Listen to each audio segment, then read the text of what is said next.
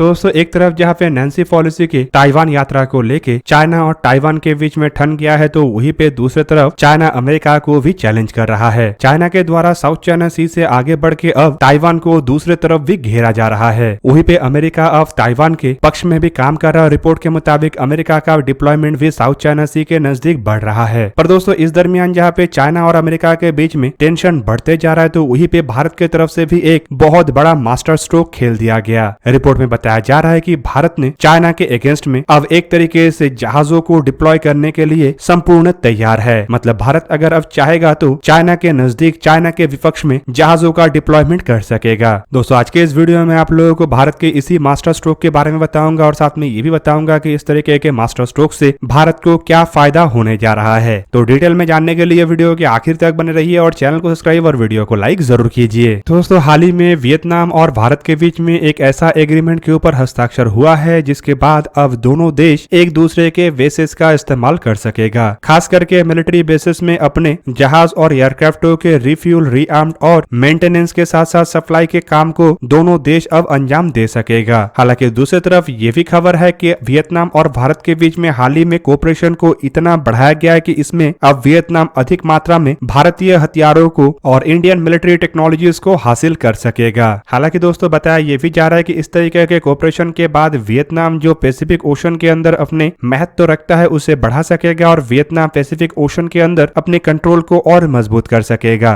दूसरी तरफ भारत का भी एक पैसिफिक ओशन को लेके एम्बिशन है जिसमें वियतनाम भारत का मदद भी कर सकेगा। दोस्तों दोनों देशों के बीच के अगर मिलिट्री रिलेशनशिप को देखा जाए तो ये काफी पुराना है। दोनों देशों के बीच के मिलिट्री रिलेशनशिप लगभग दोनों देशों की इंडिपेंडेंट के शुरुआती समय से ही हो गया था। और आपके जानकारी के लिए बता दूं कि वियतनाम अब तक भारत से कई तरीके के मिलिट्री इक्विपमेंटों को खरीद चुका है और कई तरीके के मिलिट्री इक्विपमेंटों को लेके मदद ले चुका है। दूसरी तरफ अगर दोनों देशों के मिलिट्री इंडस्ट्री को देखा जाए तो फिलहाल भारत के जो मिलिट्री इंडस्ट्री है ये वियतनाम से मजबूत भी है और भारत में एक तरीके से मिलिट्री इंडस्ट्री को लेके एक बेस भी है जो रिलेटिवली वियतनाम के मुकाबले में अधिक हथियार और अधिक टेक्नोलॉजिकल सोफिस्टिकेटेड हथियारों को निर्माण कर सकता है, जिस कारण वियतनाम के द्वारा भारत से एक तरफ जहाँ पे मिलिट्री हथियारों को खरीदा जा रहा है तो वहीं पे अपने देश के अंदर मिलिट्री इंडस्ट्री को सेटअप करने के लिए भी मदद लिया जा रहा है। दोस्तों दूसरी तरफ अगर देखा जाए तो वियतनाम अपने मिलिट्री को भी मॉडर्नाइज करना चाहता है और इस वजह से वियतनाम की तरफ से भारत को एक मजबूत तरीन साथी के रूप में भी देखा जा रहा है। हालांकि इसके अलावा कुछ और भी कारण है जिस कारण दोनों देश एक दूसरे के साथ मिलिट्री और डिफेंस टेक्नोलॉजी को लेकर आगे बढ़ रहा है, जिनमें सबसे प्रमुख कारण है चाइना। हालांकि दोस्तों चाइना के फैक्टर के अलावा अगर देखा जाए तो दोनों देशों के द्वारा बड़े मात्रा में सोवियत और रशियन ओरिजिन हथियारों का भी इस्तेमाल किया जाता है, जिस कारण भारत एक तरीके से वियतनाम के जो करंट इक्विपमेंट है उसे लेके भी मदद कर पा रहा है। चाइना के फैक्टर को अगर देखा जाए तो वियतनाम का रिश्ता भी चाइना के साथ उतना अच्छा नहीं है और चाइना एक बार वियतनाम के साथ लड़ाई कर चुका है जहां पे चाइना को हार का सामना करना पड़ा है। तो वहीं पे भारत के साथ चाइना का रिश्ते के बारे में आप लोगों को बताने का आवश्यकता नहीं है। ऊपर से अगर दोस्तों देखा जाए तो साउथ चाइना सी के अंदर वियतनाम का कुछ क्षेत्र ऐसा भी है जिसके ऊपर चाइना दावा करता है और इलीगली चाइना इसे कब्जा करना भी चाहता है। इस कारण लगातार वियतनाम और चाइना के बीच में साउथ चाइना सी के अंदर भी झड़प होता रहता है और चाइना लगातार वियतनाम के इकोनॉमिकल प्रोसेस को भी साउथ चाइना सी के अंदर रोकने का प्रयास कर रहा है। हालांकि दोस्तों देखा जाए तो वियतनाम भारत के साथ साउथ चाइना सी के अंदर भी कोऑपरेशन लंबे समय से कर रहा है। खास करके ओएनजीसी के एक्टिविटी वियतनाम के एक्सक्लूसिव इकोनॉमिक जोन के अंदर जो है वो भी एक बहुत ही बेहतरीन बात है। हालांकि दोस्तों अगर रशियन मिलिट्री इक्विपमेंटों की वजह से दोनों देशों के बीच के क्लोजनेस को देखा जाए तो आपके जानकारी के लिए बता दूं कि सुखोई के कई तरीके के एयरक्राफ्टों का इस्तेमाल वियतनाम भी कर रहा है और भारत भी कर रहा है। ऊपर से भारत के अंदर देखा जाए तो काफी हद तक इन एयरक्राफ्टों के मेंटेनेंस भी भारत के अंदर होता है और हिंदुस्तान एरोनॉटिक्स लिमिटेड लाइसेंस ली इन एयरक्राफ्टों को भारत में निर्माण भी किया है। ऐसे में हिंदुस्तान एरोनॉटिक्स लिमिटेड के ये जो मेंटेनेंस कैपेबिलिटी है इसका इस्तेमाल वियतनाम भी कर रहा है और वियतनाम अपने आप को एक तरीके से भारत की इस मदद से मजबूत भी कर रहा है। दूसरी तरफ अगर दोनों देशों के सबमरीनों को देखा जाए तो दोनों देशों के बेड़े में ही किलो क्लास के सबमरीन हैं। हालांकि दोस्तों खबर ये भी था कि भारत के द्वारा वियतनाम को ऐसे सबमरीन और एयरक्राफ्टों को ऑपरेट करने का भी ट्रेनिंग दिया गया है। पर अब रशियन इक्विपमेंटों के कारण दोनों देशों के बीच के रिश्ते ये और मजबूत इसीलिए भी होने जा रहा है क्योंकि यूक्रेन और रशिया के लड़ाई के कारण एक तरीके से रशिया ऐसे इक्विपमेंटों के स्पेयर पार्ट सप्लाई में फिलहाल उतना समर्थ नहीं है और कई सारे ऐसे देश है जो रशिया से इक्विपमेंटों को खरीदा तो है लेकिन उसके स्पेयर पार्ट्स हासिल नहीं कर पा रहा है। ऐसे लिस्ट में जहाँ पे काफी हद तक भारत का भी नाम है तो वहीं पे वियतनाम भी ऐसे लिस्टों में शामिल है। पर दोस्तों आपके जानकारी के लिए बता दूं कि भारत काफी हद तक रशिया के ऐसे इक्विपमेंटों के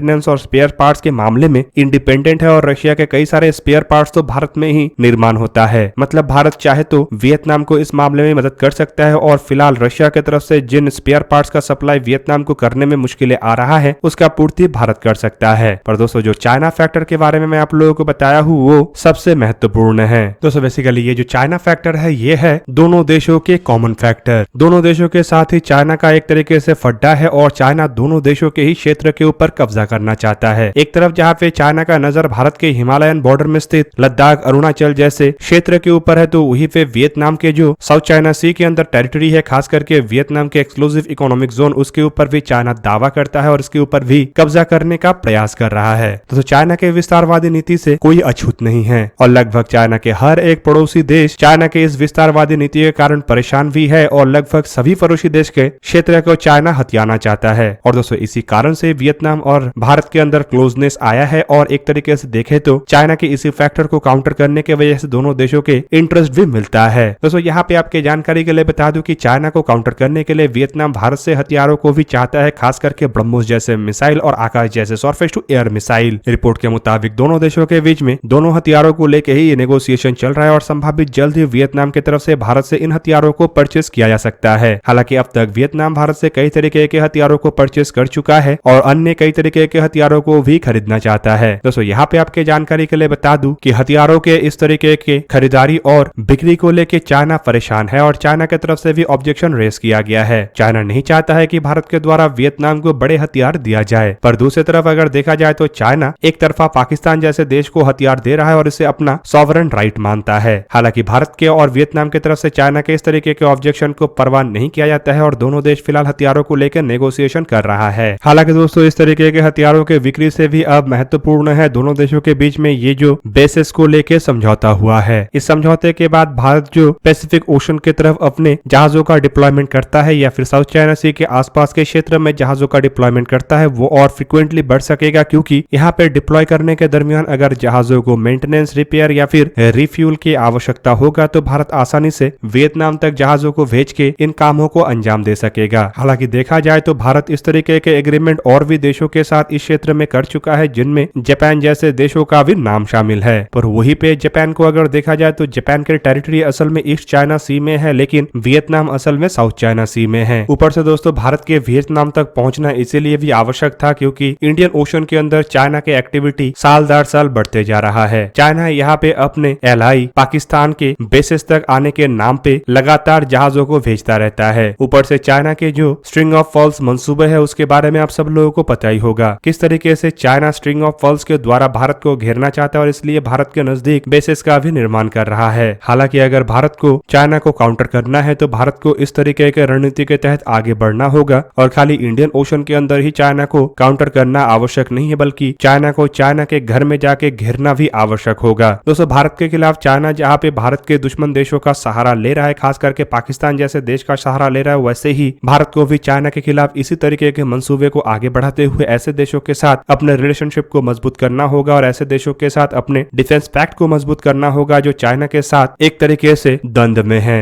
मतलब वियतनाम, जापान, इंडोनेशिया, ब्रुनेई जैसे देश जो साउथ चाइना सी के अंदर डिस्प्यूट में चाइना के साथ एक तरीके से ऑपोजिशन में खड़ा है, तो वहीं पे ऑस्ट्रेलिया और अमेरिका भी ऐसे ही भारत का साथी बन सकता है जो चाइना को काउंटर करने के लिए हरदम तैयार रहता है। तो दोस्तों ये था आज का वीडियो। अगर आपको वीडियो अच्छा लगा तो लाइक कीजिए और मेरे चैनल को सब्सक्राइब कीजिए और साथ में बना हुआ बेल आइकन को भी प्रेस कर दीजिए ताकि आप मेरा वीडियो देख पाए सबसे पहले। जय हिंद।